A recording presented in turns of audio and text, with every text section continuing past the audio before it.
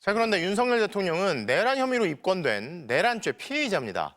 야당에 경고만 하려던 것이라던 당초 해명과 정반대로 계엄군을 사실상 직접 지휘하며 헌법기관인 국회와 선관위를 무력화시키려 했다는 증언이 쏟아졌는데요. 탄핵 여부와 무관하게 윤 대통령은 당연히 수사를 받아야 하는 상황입니다. 김상훈 기자가 보도합니다.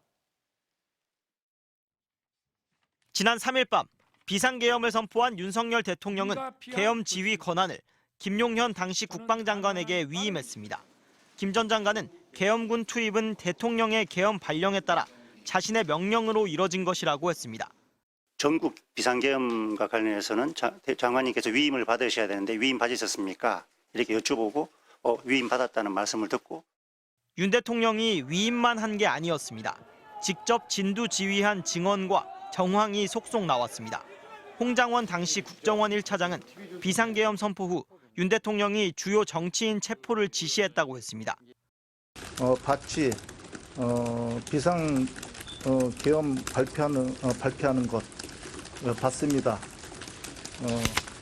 이번 기회에 다 잡아들여. 싹 다 정리해. 홍 전 차장은 이후 여인형 당시 국군 방첩사령관에게 전화해 대통령 지시사항을 전달했습니다.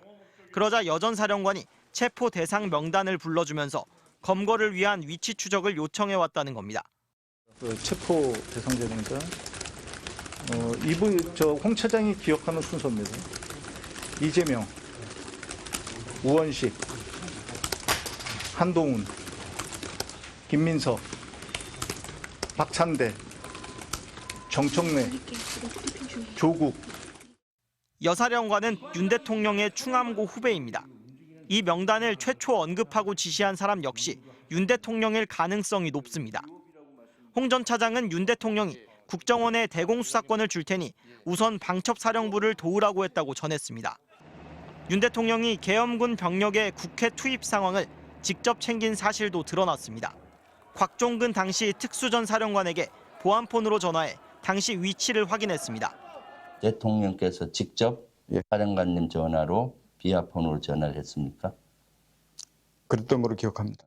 707이 이동할 때 어디쯤 이동하고 있느냐라고 그때 한번 받았던 기억이 있습니다. 요인 체포를 담당하는 군사경찰 특임대를 보낸 이진우 당시 수도방위 사령관도 윤 대통령의 전화를 받았다고 했습니다. 거기 상황이 어떠냐. 네. 그래서 똑같은 얘기를 했습니다.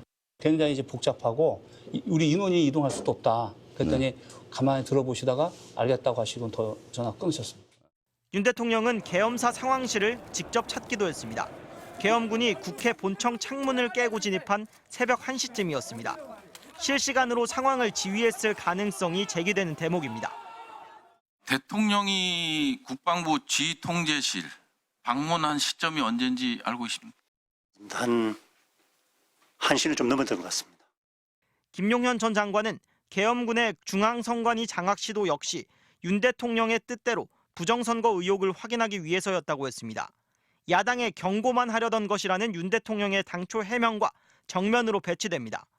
계엄군 지휘부의 고백이 사실이라면 윤 대통령 본인이 계엄군을 사실상 지휘하며 헌법기관인 국회와 선관위를 장악하려고 했던 겁니다. 국회를 무력화시키려고 한 건 형법상 국헌 문란에 해당할 수 있습니다. 총칼로 국회를 짓밟았던 12.12 군사 반란 세력의 우두머리 전두환 씨에 대해 대법원은 국헌 문란으로 판단해 내란죄 수개로 유죄를 선고했습니다. 불소추 특권을 가진 현직 대통령이라고 하더라도 내란죄를 저지른 경우에는 수사, 기소, 처벌 모두 받을 수 있습니다. 탄핵안 가결 여부와 무관하게 윤 대통령은 내란 혐의 피의자로서 수사는 피할 수 없게 됐습니다. MBC 뉴스 김상훈입니다.